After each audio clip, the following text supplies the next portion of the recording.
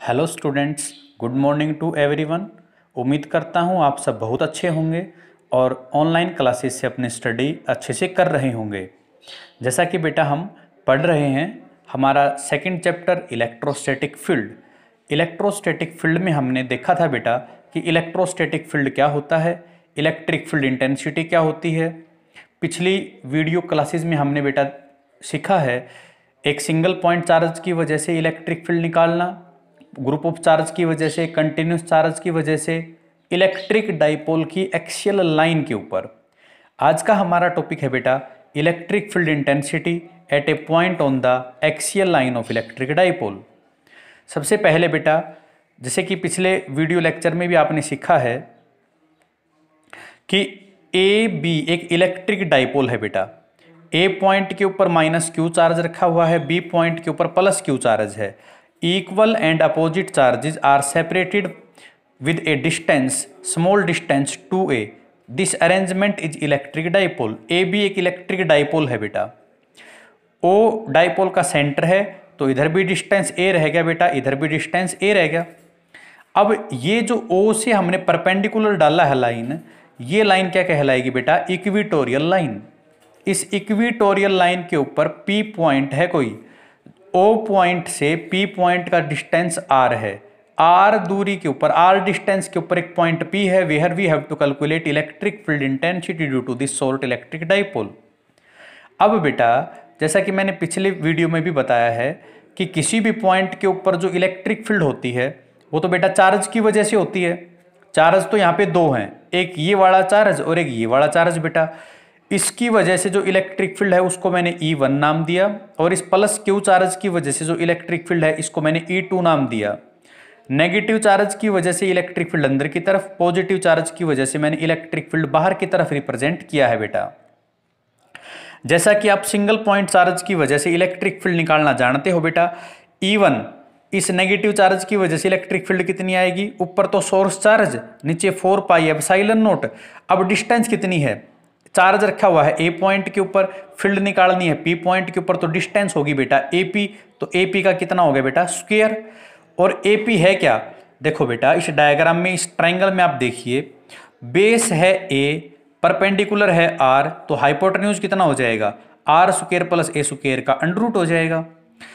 और जब आप एपी का स्क्वायर करोगे तो स्क्वायर से अंडर रूट कैंसिल हो जाएगा। ये हमारी E1 आ गई बेटा। इक्वेशन नंबर 1 नाम हमने इसको दिया बेटा। ऐसे ही इस प्लस क्यू चार्ज की वजह से इस पी पॉइंट पे ये E2 कैसे फाइंड करेंगे? तो बेटा हम E2 फाइंड करेंगे Q over 4 pi epsilon not BP का स्क्वायर। BP की वैल्यू पुट करवाई, स्क्वायर से अंडर रूट कैंसिल हो गया, इक्वेशन नंबर 2 आ गया। फ्रॉम इक्वेशन 1 एंड 2 आप जब देखेंगे तो आपको पता चलेगा बेटा E1 और E2 दोनों बराबर हैं।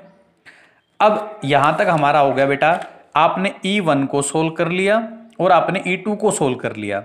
बेटा मैंने पहले भी आपको बताया है कि जब कभी हमारे पास कोई वेक्टर क्वांटिटी यूं स्लोप के रूप में हो, यूं स्लोप के रूप में हो, तो हम उसको दो भागों में, दो रेक्टेंगुलर कंपोनेंट में रिजोल्व करते हैं। एक बेटा हॉरिजॉन्टल कंपोनेंट और एक बेटा वर्टिकल कंपोनेंट। E1 को देखो पहले, तो हॉरिजॉन्टल कंपोनेंट तो ये होगा E1 कोस थीटा, और E1 का वर्टिकल कंपोनेंट हो गया नीचे की तरफ, क्योंकि नेगेटिव चार्ज की वजह से अंदर की तरफ होता है, E1 साइन थीटा। ऐसे ही E2 को दो रेक्टेंगुलर कंपोनेंट में रिजोल्व करना है बेटा। हॉरिजॉन्टल तो हो गया E2 कोस थीटा, और वर्टिकल पॉजिटिव की वजह से बाहर की तरफ E2 साइन थीटा। अब बेटा जब E1 इसकी वजह से इलेक्ट्रिक फील्ड और E2 इसकी वजह से इलेक्ट्रिक फील्ड दोनों की वैल्यू इक्वल है, तो इनके वर्टिकल कंपोनेंट एक दूसरे को कैंसिल कर देंगे बेटा, सिर्फ हॉरिजॉन्टल बच गए। हॉरिजॉन्टल दोनों ऐड हो जाएंगे, तो बेटा नेट इलेक्ट्रिक फील्ड कितनी बच जाएगी? दोनों के हॉरिजॉन्टल कंपोनेंट को ऐड कर दिया। अब E1 और E2 जब दोनों बराबर हैं बेटा, तो इस E2 की जगह मैं E1 लिख सकता हूं।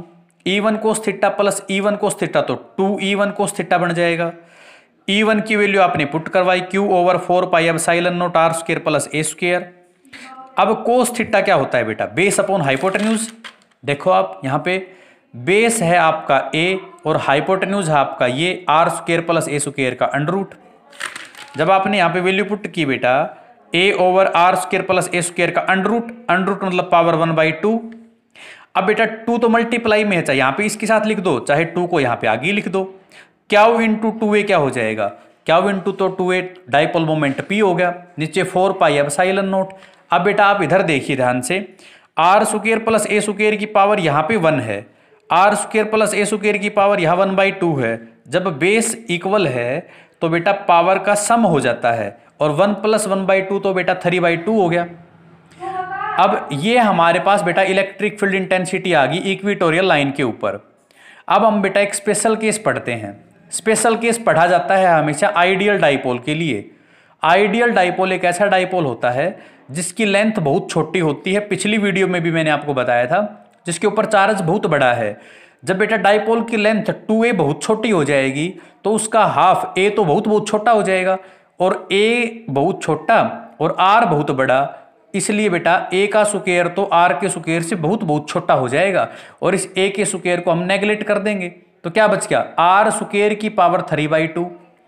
जब बेटा पावर की पावर हो तो गुणा हो जाएगी, 2 का 3/2 से मल्टीप्लाई करेंगे तो 2 से 2 कैंसिल, सिर्फ क्या बच जाएगा, r का क्यूब।